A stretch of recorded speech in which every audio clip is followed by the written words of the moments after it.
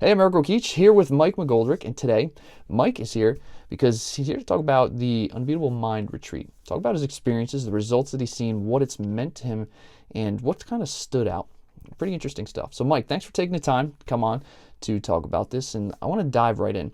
Obviously, you've gone through the retreat, that's why you're here. Kind of tell me how you came about the retreat, right, and what your story was leading up to that point. Sure, sure.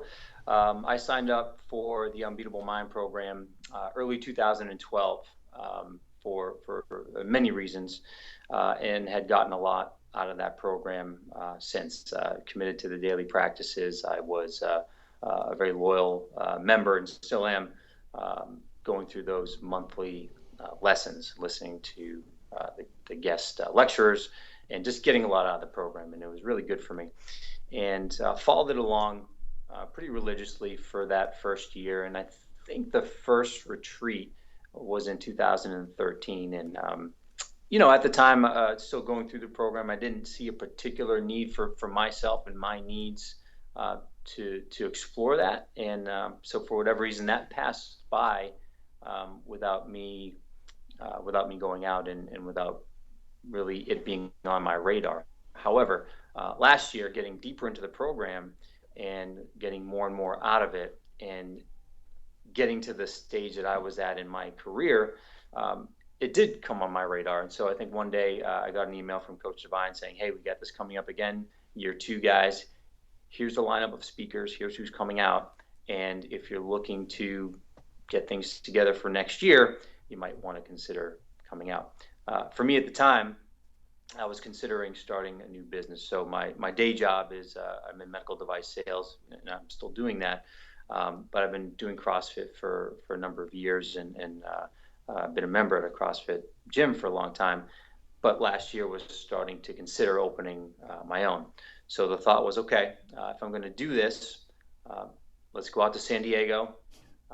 Let's put a plan together and really see if this is something that I want to do. And if it is, I need to have a rock solid plan in place to do it. So why not surround myself with like-minded individuals that are attending this thing, number one, but also get access to the coaches and the guest speakers out there, number two, to put this thing together and try to put this into action. So for last year, that's what got me out to San Diego.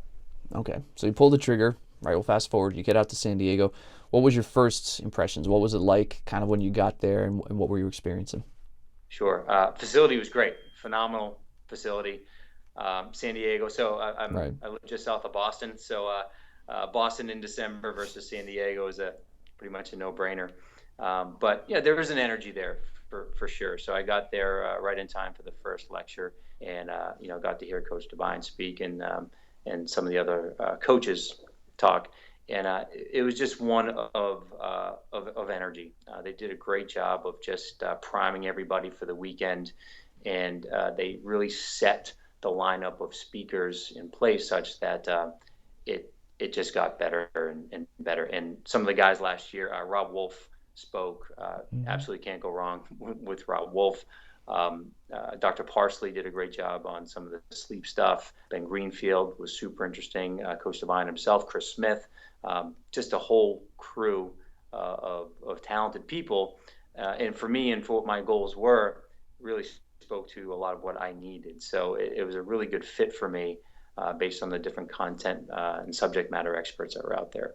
Okay, and what were you like? You talked about some of the Rob Wolf, Ben Greenfield, some of the really good names and people that are speaking there. So what was it that you were pulling from it that was like really kind of benefiting you? Like you mentioned that. So kind of fill me in with that.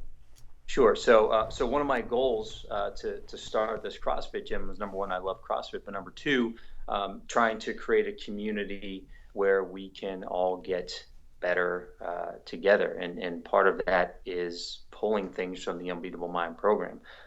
One of the coolest parts about starting this gym, which we did just after March 1st, March 7th of this past year, so just a couple months after the retreat.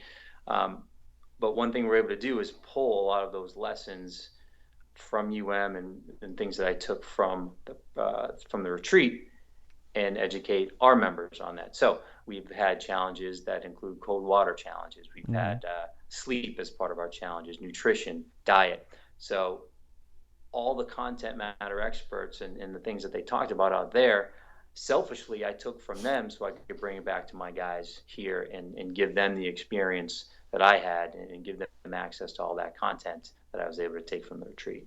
Okay, so you're obviously using that to not just help you, but you're changing lives, you're benefiting other people with that Okay. as well. And it kind of makes me kind of curious if you were thinking about opening up, right? Starting the CrossFit, the box, the gym, things like that. Do you think it would have happened as fast as it did, or if you would have pulled the trigger if you hadn't gone through with the retreat? So it was the catalyst that I was looking for. I Okay. think doing something like that will encourage action anyway. But the best part about the retreat is it's not just all theory. So the presentations and the experts are phenomenal, but there's also workshops. There's also a lot of physical activity out there. So it was cool. We got to go to the grinder. We did get to hit the beach and hit the surf a little bit, and that was fun as well. But there's a lot of action-oriented pieces to this retreat. So what I was able to do is sit down with some of the coaches there and also some of the other members and put together a rock solid program of, okay, I want to get this done. I've decided that I want to open this business and open this gym. What do I need to do to get there? So let's back it out from the end game and say, okay, I want this gym to be open. Here's how I want it to look. But what do I need to do to get there? And so what happened was I left San Diego with an extensive and a detailed punch list of what needed to happen. So And the other thing you I'm guessing too is you would probably got some support. Like you see these guys who are doing it, you knew that you could, if you had questions, you could probably rely on a lot of people. If you had questions about anything, to kind of help you move forward. Am I correct in yep, saying that? yep. So Okay. again, some of the attendees, one of them is a really good triathlon coach that I've stayed in touch with, helped me kind of frame a lot of my goals. He's just happened to be next to me in one of the tables. A great Mm-hmm. guy. Hopefully, I'll see him again this year. One of the SEAL Fit coaches, Danielle, is a nutrition coach, and we swapped a lot of ideas. And again, Chris Smith, who's going to MC this year, runs an incredibly successful box down in Virginia and is very good at what he does, and also very plugged into that CrossFit community down there. So having access to those people, given the goals that I had for myself, was amazing. It was phenomenal. It was a home run. Now let's fast forward. We're coming to the close of this year. You've had this open for a little bit. Where are you now? You know, like after you've gone through the retreat, you've opened it up. Where you are now with the box? Sure. So like I said, March 7th is when we opened up. So we're just about 8 months into it, and it couldn't be going better for us. We are way ahead of schedule as far as what our hopes were from a membership standpoint, and just the kind of community that we are hoping to build. And there is unbeatable mind footprints, our fingerprints all over what it is that we do here. People are benefiting from the program, even not having been a part of the program. So we're ahead of where we want to be. For me, now it's time for next year, right? So now the list is twice as long for next year about what we want to do. Maybe 60 or 70% has to do with CrossFit Kells, which is the name of our gym here in Kingston. But now there's more. So now there are two other businesses that a partner and I are considering that we want to take a look at as well. So now it's on me to get focused. There's plenty to plan for, but if I want to get the most out of this next retreat, I have to pare it down a little bit, and I have to get focused on what I want to get out of this year so we can be ready for next year. Did you have any idea after finishing up the retreat that you'd kind of be in this position where you're at now? Like, did you had an idea where you're like, maybe I don't know, or any clue? I was hoping, Okay. but I didn't. I really didn't. And you know, I've attended some workshops here and there, and like we said before, it really it's up to you on implementing. People can give you as many tools as they want, but it's ultimately an individual responsibility to implement those things. So I was hoping that we were going to be here and that I'd be back next year, and the list of goals would be that much longer, but this has eclipsed those expectations. We're in a good spot, but that said, there's a ton more to do. Right. We have a ton of work to do. Well, how's it feel knowing that you're here? at this point? It feels great. It feels great. Cool. I Yeah. mean, the goal is to get better, to never stop learning.